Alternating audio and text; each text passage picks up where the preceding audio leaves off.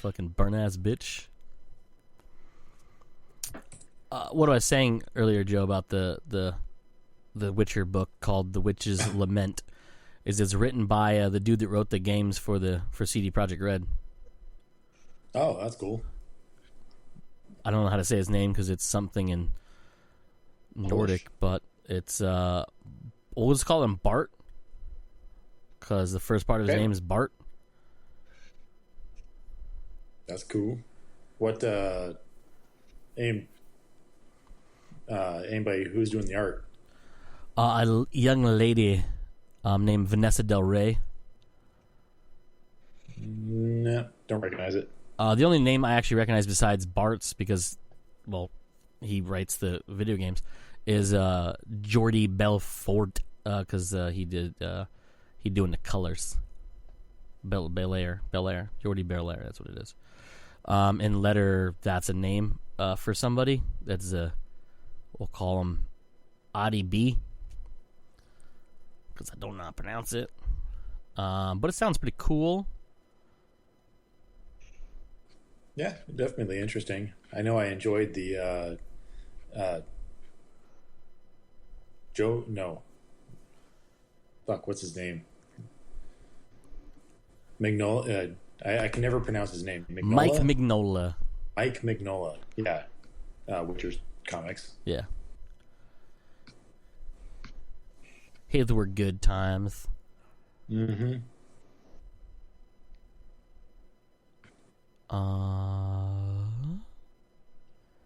Have either of you watched WandaVision at all? No, I was waiting for a couple more. I was pretty much waiting for the first season to come out before I started watching it. But my mom is actually telling me I really should be watching it. Mike, you touch it at all? No? Nah. Don't look at me like that. Yeah, don't roll your eyes at him. His mom's ought to like cool shit. Yeah. She says it's really good. She said it was slow at the beginning, but after a couple of episodes, it's starting to pick up and starting to become more interesting.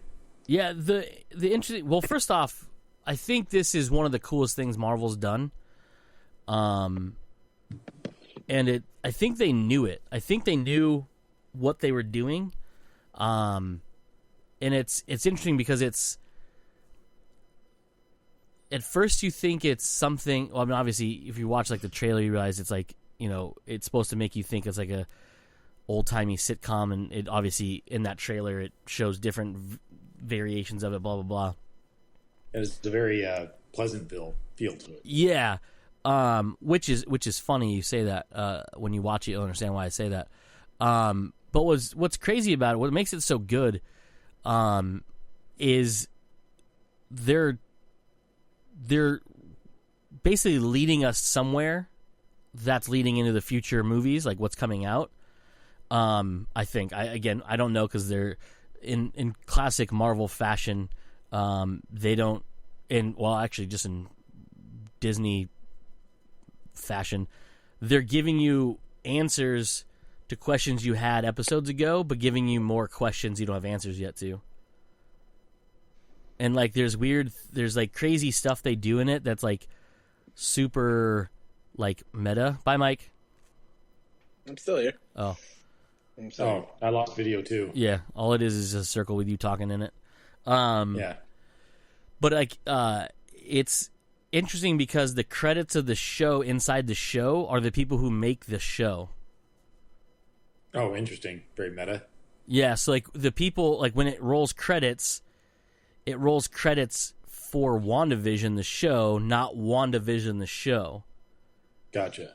And then if you look at them and you read them, you see those same people in the actual credits for the show. Interesting. Yeah, it's very weird. But there's a lot of interesting things in it, and like watching it, like a binge watch of it. I don't expect you to be sitting there for fucking 4 hours and watch it straight across. If you did, good for you. It is essentially a 4-hour movie. Like, you know what I mean? Like not 4 hours. Like it's like eight episodes that make one big ass movie. Right. Like they're not like as it should be. Yeah, like it's weird because I didn't know. I mean, I didn't know what to expect at all because, like, well, I mean, the trailer doesn't let you think of it. Hey, Mike's back. Just so you know, Mike, I'm not recording this. So you don't have to hide anything that you're doing. Oh no. Don't worry about it. Okay. I was just undressing. It's fine. Well, now I'm intrigued. Anyhow, so it's cool because it's telling one big narrative, and the way they break it up, and they start playing with the different aspects of it as you go through. But like your mom's right. The first 3 episodes, well, first 2 episodes, the episodes themselves are this weird disjointed feeling thing.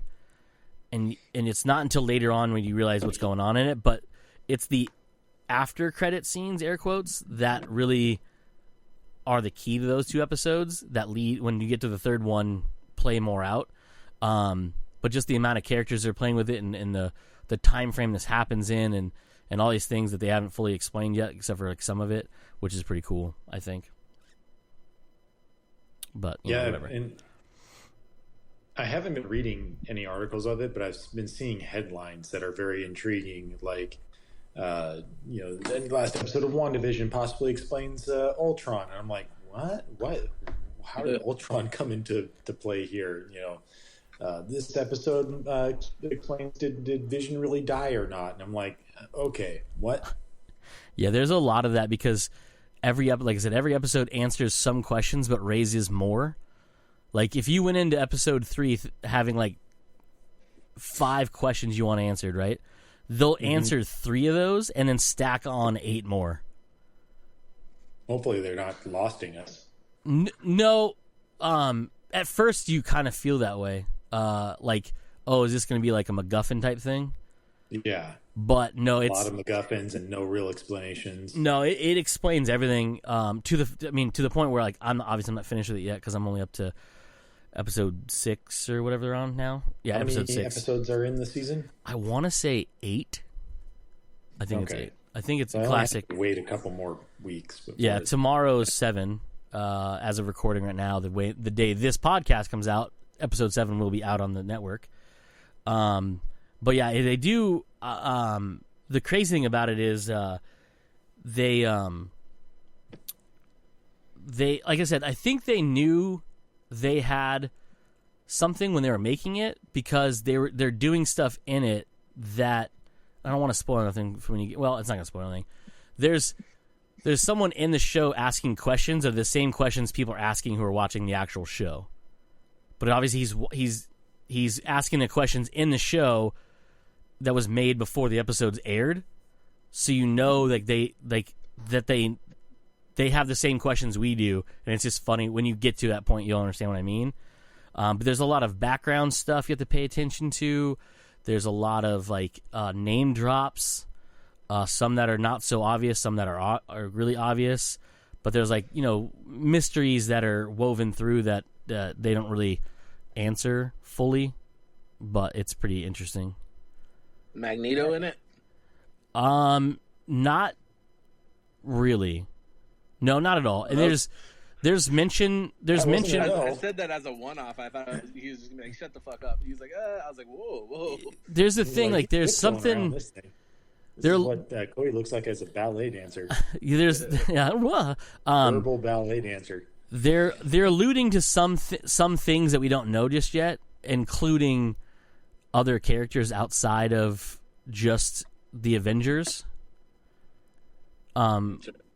It's very interesting. It's the way they're doing it. It's very, very interesting. Twitter, either the last episode or 2 episodes ago, it was like some big mystery person at the end of the episode. Yeah. Is that worth a damn? Is that like as big as they were thinking it was going to be? Yes, and it's that part that was spoiled for me because I didn't get a chance to watch the episode before I went to work. And if you get on news minutes after it airs, there's shit on the internet already about it because why fucking it, sir. Yeah, good for you. And me and news, I just want to gobble it up and I just see it and I'm like fuck. But yeah, it's I don't want to spoil it for you, but we can talk about it after Joe watches it, and I don't care about Mike because he's never going to catch up at this point. It's not 3 seasons in. You don't know that. It is a Marvel thing. Like, I'm usually pretty good with that shit. It was just like it was such a weird ideal, going in that I just kind of decided I was like, I'm gonna wait either until it's all out or until like the buzz is like too avoidable, But it was just like it's just I knew with what it was, the ideal of like the show within a show thing was gonna piss me off the first 2 episodes, and I didn't want to just wait around for 2 weeks. So yeah, it's interesting because like the show within a show, the way they talk about it is very interesting, or the way they do it is very interesting. But it's the cleverness of the show is they are showing you one thing and telling you other things, right? But then it's like they also are like, hey, this is what we want you to think. And then they're like, hey, remember that rug you were standing on? Bitch, aha, it's mine. And they pull that shit from under your feet. And it's very well done, and they're extremely smart about how they're doing it. I think. I mean, it's not, it's not I wouldn't say it's the best thing Marvel's ever done, but I think it's one of the. Remember how like Agents of S.H.I.E.L.D. was promised to be this linchpin of a show that kind of like fed into other things, and at first it kind of did. Yeah. And then it went off the rails, and it ends up being that it's not part of the actual MCU. It's like a divergent universe, and that's why Coulter's alive but not mentioned ever again later on in the movies, even though he's like prominent up front, I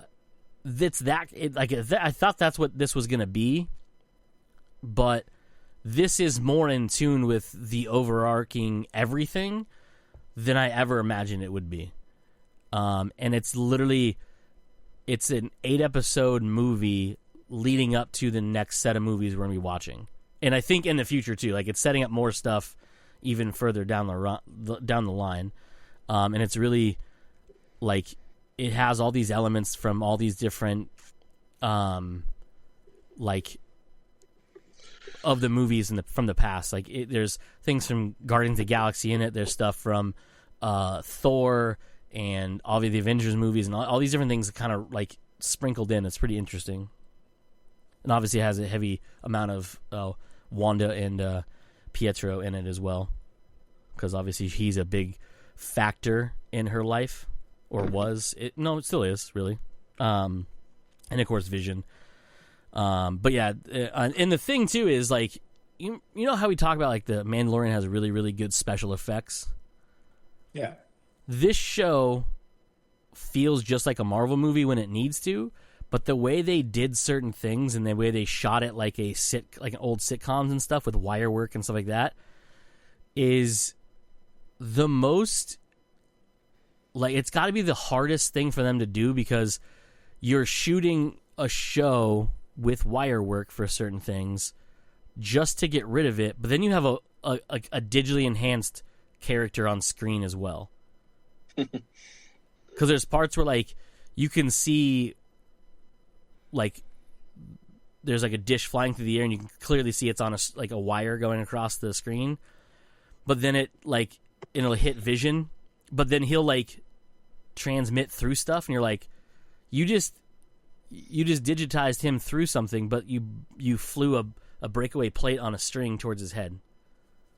You know what I mean? Like it's just so weird. It's like this weird. It's like whoever pitched this must have had like the world's best pitch meeting because they would have like shot this down any other way. Like I don't know. Again, I didn't look into who created it or whatever, and I think it's actually one of the directors. But it's so well crafted in storytelling, but also visual storytelling is ridiculous. And I know why it cost them so much money to make it. Because by the time you get to episode 3, your cast goes from like a handful of people who have like a line or two each to essentially the cast of the first and second Thor movie. Yeah. It's ridiculous. That's what I've heard. Yeah, I'm like, y'all don't give a fuck about money, do you?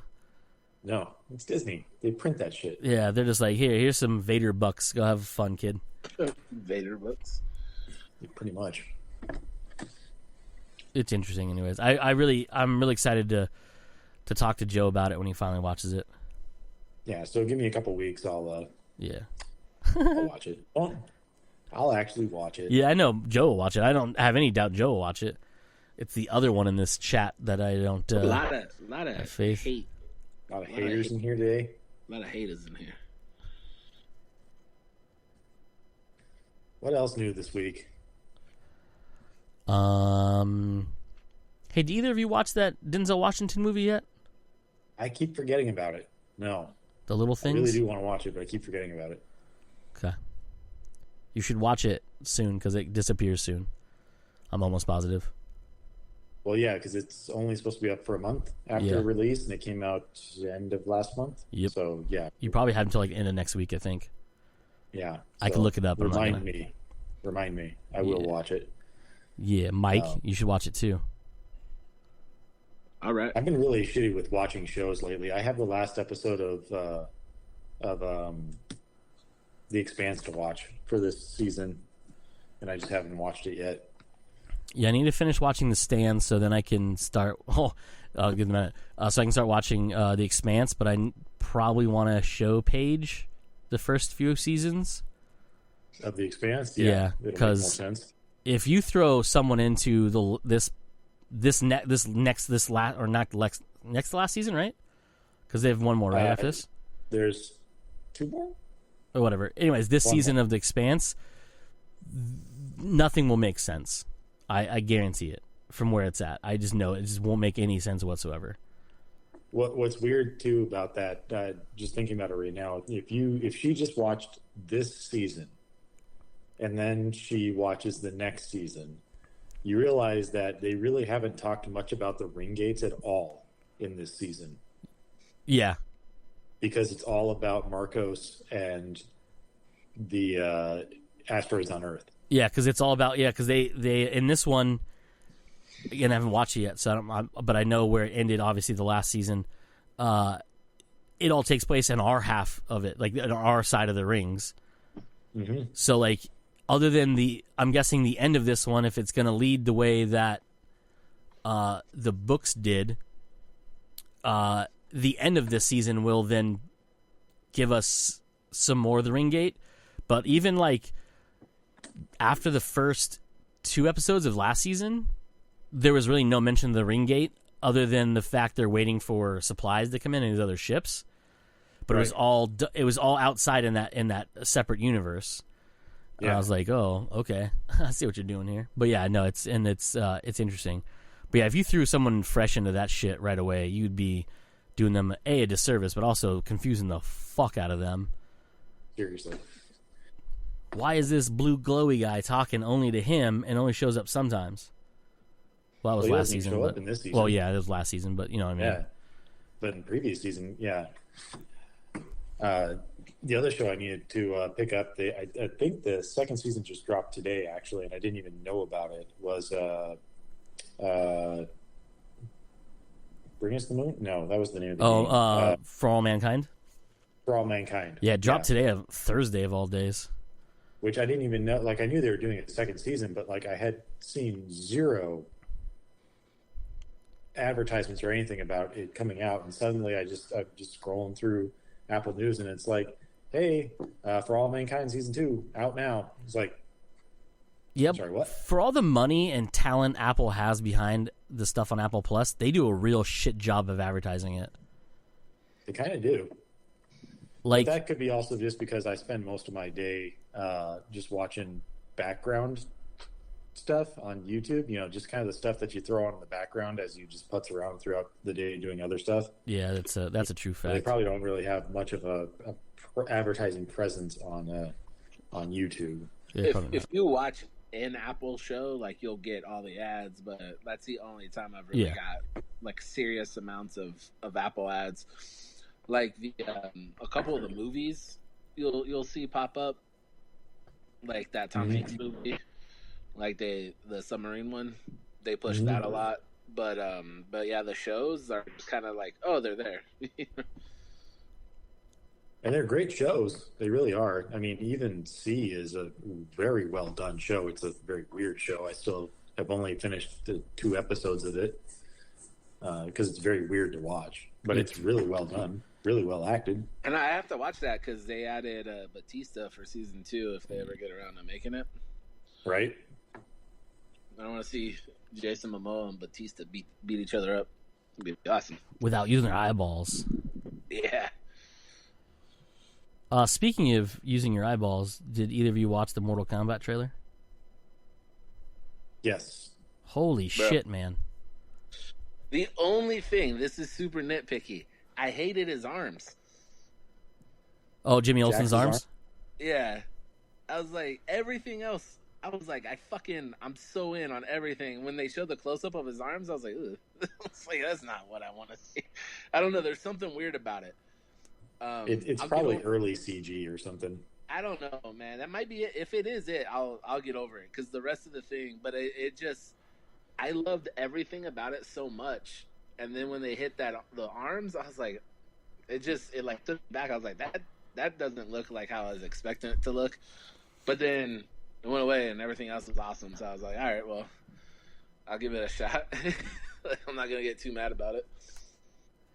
I'll definitely give it a shot. I'm very wary about it because, I've never really been huge into Mortal Kombat, so I really couldn't. How old were you when the first movie came out? Like roughly? In my teens, somewhere, because it was late '90s when the first one came out, and I watched it. That was cheesy as fuck. Yeah, but that movie was. I saw the second one too. That was even worse. Yeah, that was rough. This Annihilation was terrible. Like they managed to make it better, but still feels just as cheesy as the first movie. You're just as cheesy. Boom, got him. Probably. Fucking got him. 1995 was when the first one came out. Oh, so right in the middle of 1990s. Yeah, so Joe was the ripe old age of 11? Did I do that math right? 83 to 95? Oh, so you're 12. Yeah. I was trying to remember. I was like, how many years younger than me is he? I watched that movie so much, and but I was at that age where I was all like, "This is the greatest, legitimately the greatest action movie ever of all time." Like, this is the best thing. And then watching it a couple years later, you're like, "It's fun," and then you watch it a few years after that, you're like, I mean, it's fun, but it's fun in a different way. You forget about Surf Ninjas, sir. The greatest action movie of all time. Yeah, but say you better fucking come correct, sir. It's Rob Schneider's second finest word. Right after The Animal? No, Judge Dredd. Come on now. Yeah, right? God. Get it right, man. Don't be stupid. I would say The Animal's still on top, but I mean, it's just me. Spaghetti? Yeah, no, Ninjas, Judge Dredd, 50 First Dates. Okay. All right. Is The Animal at least in top 5? I don't think so. Dang. Because then it's Big Daddy right after that? And then, what's the name of that movie? Where he gets tricked into dating the fat chicks. Deuce Bigelow. Deuce Bigelow. No, not Deuce Bigelow. The other one where isn't it him that gets hypnotized by the guy? No, that's Jack Black. Oh, am I thinking? Shallow Hal. Oh, Shallow Hal, yeah. Yeah. But that's not him, is it? No, it's Jack Black. No, fuck. That was Jack Black, wasn't it? That was Jack Black and George. So then we go that movie, which is even a Rob Schneider movie, and then whatever movie you were looking at. The Animal. The Animal. There you go. Fair enough, sir. Fair enough. What do you think the fact that they brought a Red Band trailer out the gates? Smart. Definitely Especially smart. nobody's going to the movie theater right now, so why not fucking drop it for the audience? Yeah. If you want to see it, They're like, hey, look what we got. And if you want, I can send you the link. There's IGN did I don't want to say interview because it was just one-sided, but basically it was the director talking about essentially breaking down the trailer and talking more about it and things like that. It's a really cool little like spoiler-free, well, unless you don't know anything about Mortal Kombat, spoiler-free look at it. And he talks about, you know, how they made this and how he got like no pushback when they're like, hey, this can be real violent. And they're like, all right. And sort of things like that. And like, you know, good. I think movies like Deadpool show that you could make a rated R movie, an action movie out of some characters that people watched or played as kids. Yeah. And do really well, as long as the property's, you know, respected. There were some cool scenes in this trailer, I will admit, especially the scene where it was the fight between Scorpion and Sub-Zero. Yeah. Where Sub-Zero hits Scorpion, blood goes flying, then he ices it, and then just fucking stabs him again with his own blood. And I was like, that is pretty dope. Yeah, one of the they're not called I think they're called brutalities in the game. I can't remember what they're called. They're not finishers. Well, they have tons of different types of brutalities. And, yeah, there's like a special move or whatever in midst of the fight versus at the end of the fight. But that's actually from one of the video games, which I thought was pretty cool. But yeah, it's the way the director talked about it, he's super passionate. He knew all the characters' names and like what their backstories were, and I was like, well, clearly this guy is like invested in this shit. Which is good, and the trailer did definitely show that there was a lot of passion, or at least a lot of knowledge of the game, of the property put into it, because you had a lot of the main stuff that a lot of people know from the games, you know, the Get Over Here and a lot of other one-liners that I can't think of right now, just in that trailer alone.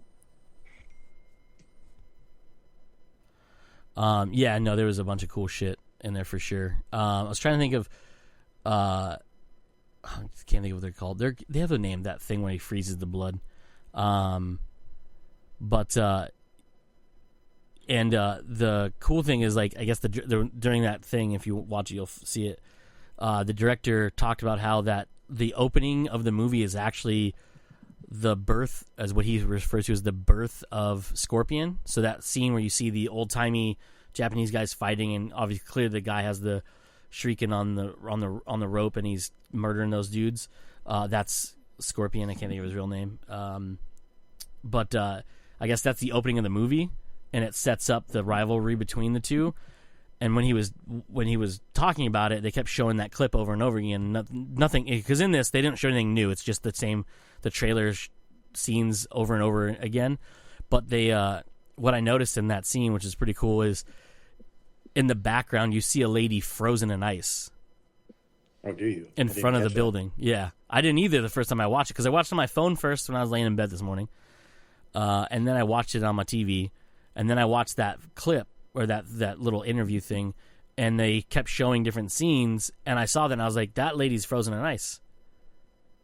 And I was like, oh, so obviously these dudes that are dressed oddly like Scorpion and have masks on are part of his clan that are feuding with Scorpion's clan, and they have killed someone he clearly loves and cares about, because he goes full-on murderous on these dudes, and was obviously, and then they show like the paper wall with the sword going through it and the blood splatter, and I was like, well, he mad for sure.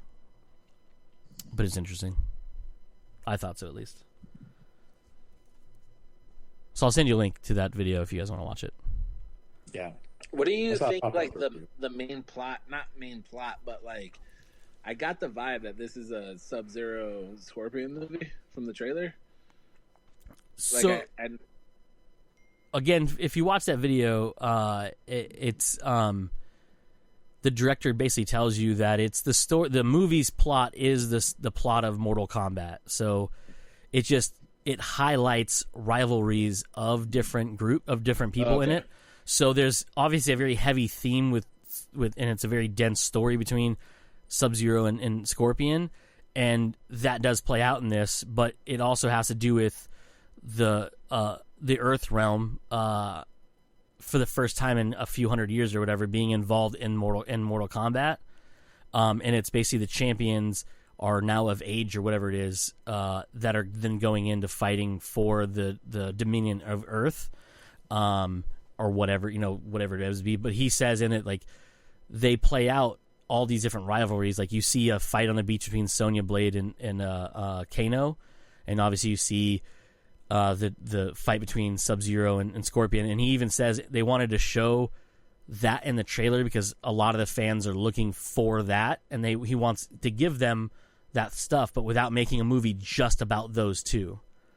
You know what I mean? Like, he's not just making a movie about... Like, he could definitely have made just a movie about Scorpion and Sub-Zero, but it needs to be in the narrative of Mortal Kombat because they want to focus on the tournament and, like, the way that the warriors are coming together and fighting, even though they're obviously fighting each other too, I guess, because that's how it happens, I guess. I mean, it doesn't have to be. You can change the rules however you want, but they talked about how, like, Kung Lao's the outfit, the one that has the circular hat that's a blade, how they tried to make it as accurate to the video game they could, but also make it so a human being could wear it and it wouldn't look silly.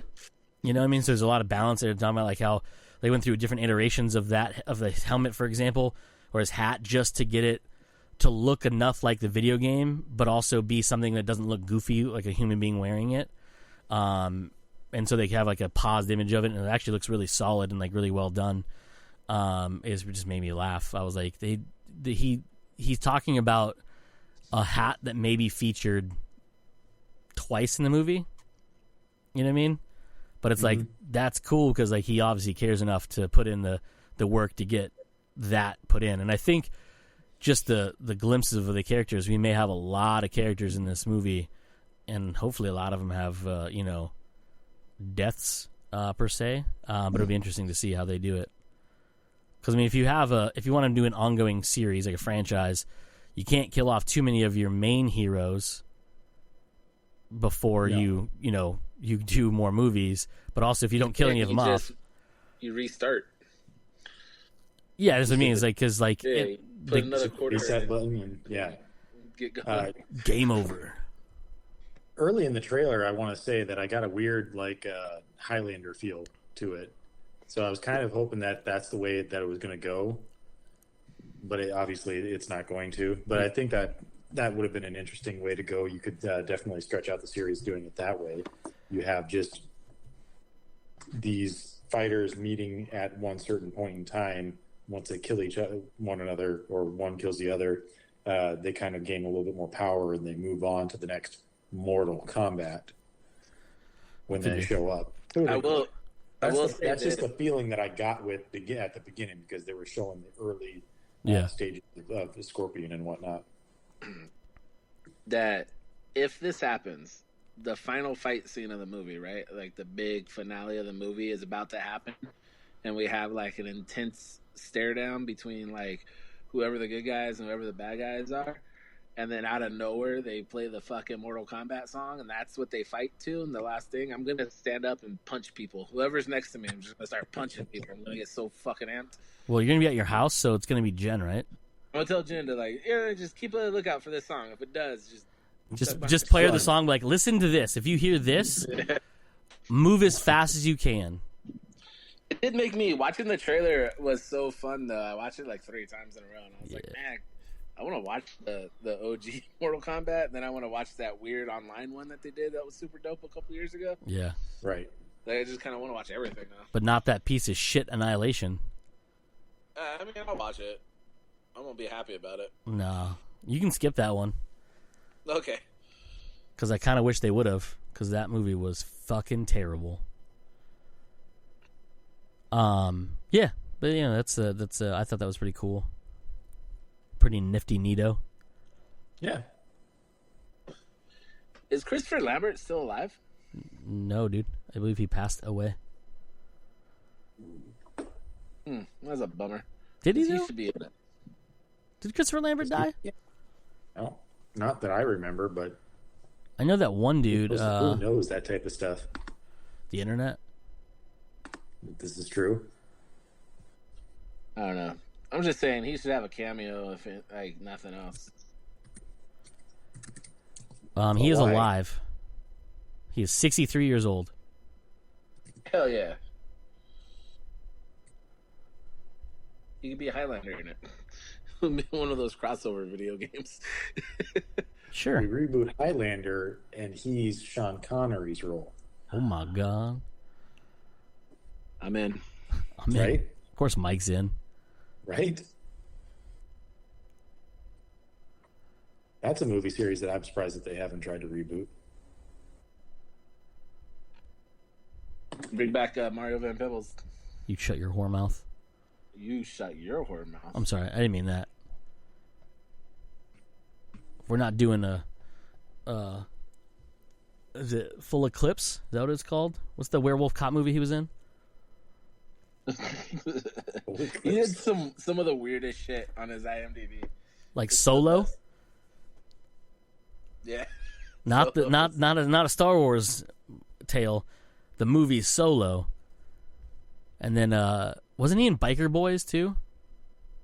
I think he had a small part in that one. And what was that Western one he did? Badass. Oh yeah. Which his dad actually played the original. Yeah. Isn't that funny? Yeah, it's so like I don't know. His career has been pretty ridiculous. But then he played Malcolm X in Ali and like did a great job. And you're like, wait. That goes to show you though, that's that thing where like there's certain actors that if you give them the right material and right director, they're gonna knock it out of the park. But then if you give them just let them be free, sometimes they're like, I don't know what to do, sock puppet. You know, like you give Nicolas Cage free reign, you get weird shit. You give someone who gives them actual direction, and you're gonna get solid work done. Can we put Nicolas Cage in Mortal Kombat too? I don't know what fucking role he's gonna play, but just kind of work him in there for some madness. Well, as far as I know, Luke Cage isn't actually in the movie. That's weird. Maybe that's their big ace in the hole for the second one or something. I mean, maybe. Could be. Watch, we get a DC crossover. Batman suddenly shows up at the end. Oh, with shit. Superman. Right? Oh, shit. Well, I was thinking about that because we're making the Mortal Kombat movie, right? And it's kind of the age of the streaming services.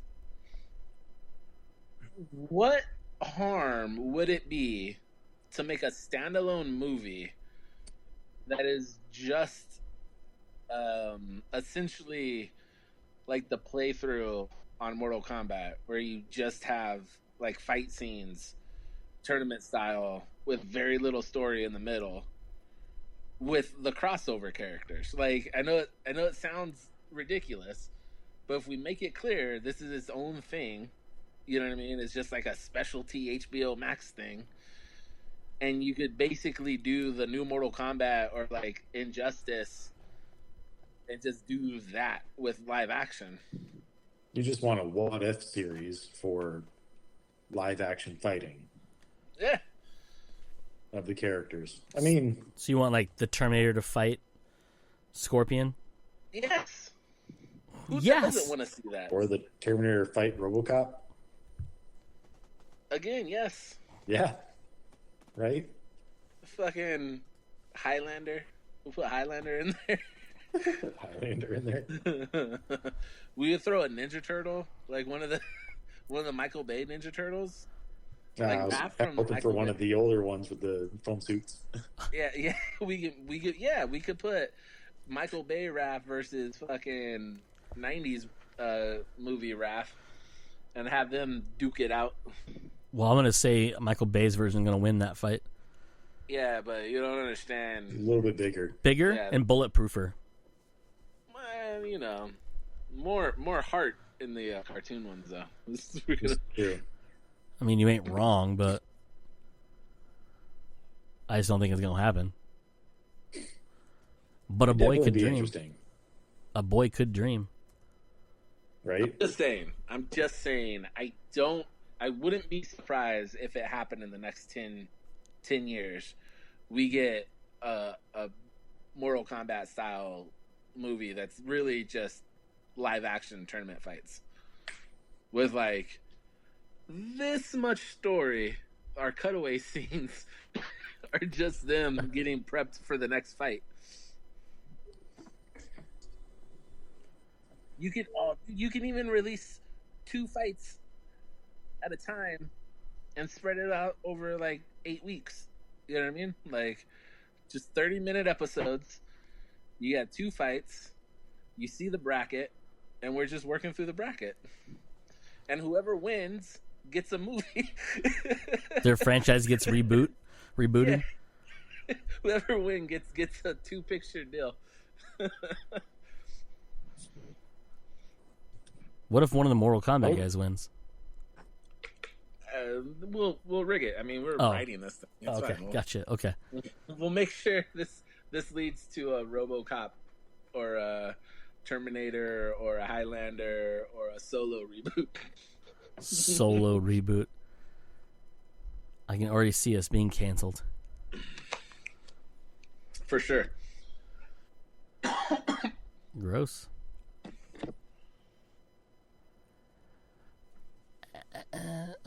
Anything else on here? You guys all watched Cruella? Yep. What? You watched Cruella? Oh yeah, that looks weird as shit. Yeah, that trailer was definitely weird as shit. Definitely a Joker vibe to it. A lot more violent than I expected it to be.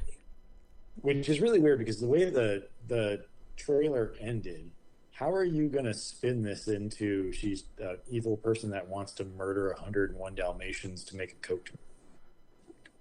Well, I how think do you that's the spin that from that. I think that's the beauty of doing not doing a 101 Dalmatians, just doing an origin film. It's like you really can't make a live action movie about one person wanting to kill a bunch of dogs for a jacket. Like, right. I don't think you can make that movie. But we could pivot and have that character in a world where dogs hate her. Because you saw that in the trailer. Yeah, we definitely saw that in the trailer. Yep. Yeah. And then she's just doing dastardly things all over town. By the way, is she magical all of a sudden too? Yeah, that whole fiery reveal thing. I was like, fiery dress, that was Hunger Games dress. So that dress was crafted completely out of just vapors of gasoline, so it just burns around her, but doesn't actually burn anything else. I liked it. It was very interesting.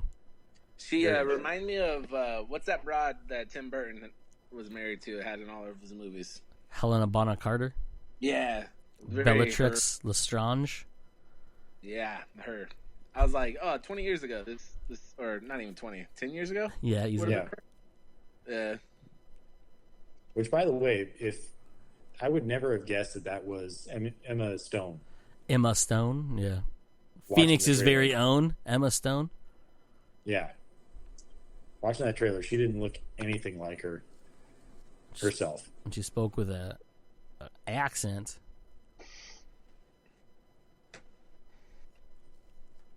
Oh yeah, but it was Mike. Earlier, and I said where we're talking about Mortal Kombat, and you're talking about Jax's arms. I called him Jimmy Olsen. Do you know why? No, because that's Jimmy Olsen in Supergirl. Supergirl.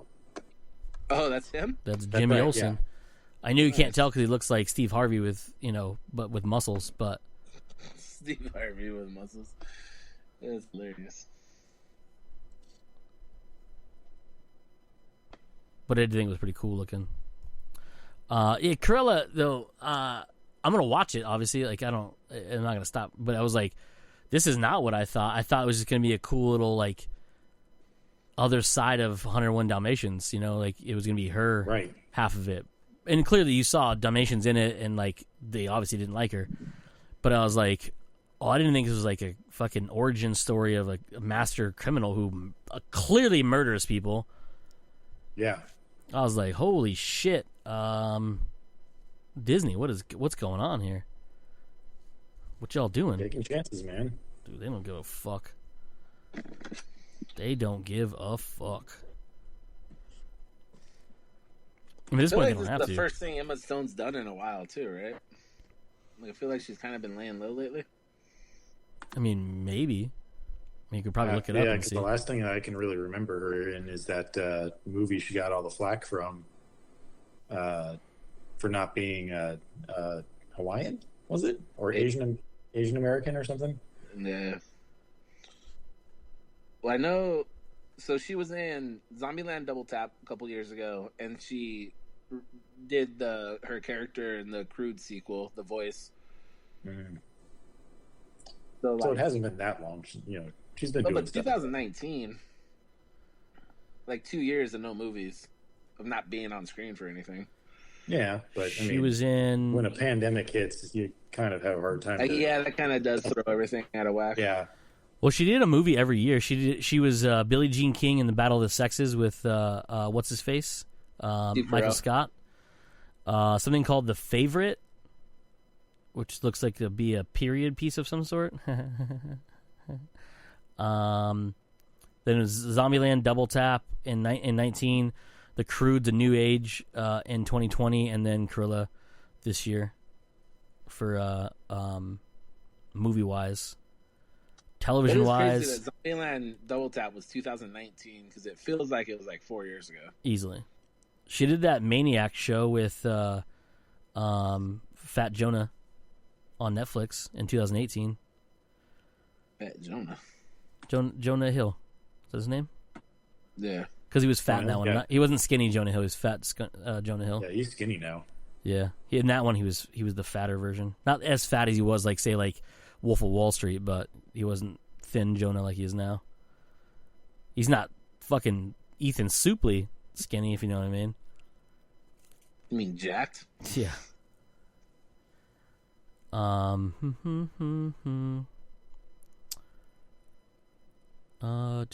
that's about it. And then video games, though. That's weird. Music videos. What the hell? They still make those? What? They still make music videos? They still make music videos. They do. Yeah, which is real weird. Where do they show them? Internet. Well, if you have Apple Music, you can see them on the band's true. page. That's true. That's where I watch them. They're on YouTube as well. Like, there's whole ass channels of just music videos. That's true. Verb. Vivo. Vivo. Yeah. That's what it is. Yeah. Has a lot of them. That's where you go there and you're like, I want to see what this is. This is cool. Music video sucks. This video make no sense. When's the last time you guys saw a music video? Like, that's a cool music video. Hold on. It was probably last week. Well, there's a band called Ice Nine Kills that does a bunch of horror themed stuff, and they make like miniature movies out of their music videos. They're like 8-9 minutes long. No, it was yesterday or the day before. It was yesterday or the day before that I watched one. I was watching this thing on YouTube about weird places in Japan or something like that. And they were talking about some sort of Japanese band, kind of like Mike might not know, but Cody might know the band, the Who, the HU, the Who. Yeah, the Who. Mongolian band. Yeah. Anyway, so this was supposed to be a similar type of style. So it was a classical Japanese. I forgot what the name of the instrument is, but it's like a guitar, that classical like Japanese guitar that kind of looks like a banjo type thing. Yeah. Except it was like a rock. They're a rock band, and it was pretty fucking good. I can't remember I'd have to go back and look to see what their name was, but it was actually really good. So yeah, I watched that a couple days ago. Boom, there you go, in your face, Mike. Boom, in your fucking face, Mike. I haven't sat down and watched a music video since probably Gangnam Style. Like, that's probably the last time I saw like a new music video. I will go back and watch the spoof ones from Wiki J every like 4 months or so. Dude, right? You go there and you're like, did you guys come up with something new? No? No, because didn't he get like a real production job and he's like doing actual work now? But that's horseshit because he should just be making awesome YouTube videos forever. Right? Start a fucking music and awesome YouTube videos.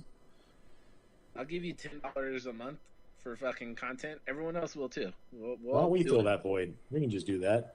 I'm not talented, sir. What are you like at anything? I'm not gonna bring anything to the table at all whatsoever. Enthusiasm. I can move some boxes for you. I'd be like, this box is in the way. Let me get that for you, sir. That's it. That's all I'm gonna do. Enthusiasm and money go along with $10 a month and a smile. That's what I'm bringing to the table, folks. That's the byline for his OnlyFans.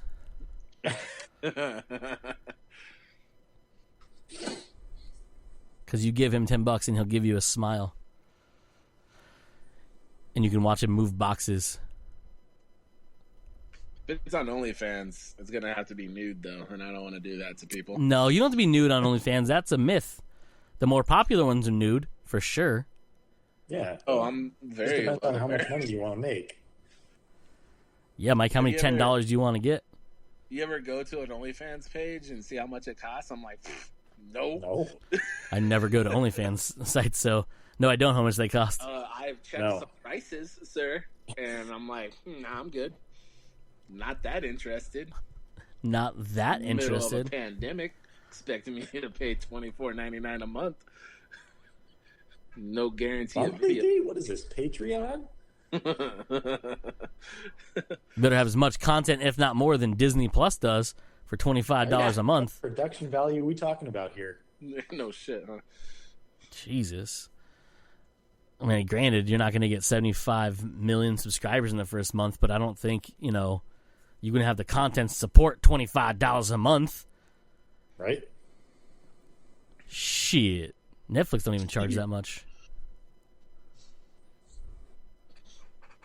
Speaking of charging for that much for a month, comes naturally. We are Joe, Mike. I am Cody. I will say that's it for this week's episode, everybody. Anybody else got anything? No. Cool. In that case, you fuckers just came naturally. Bye.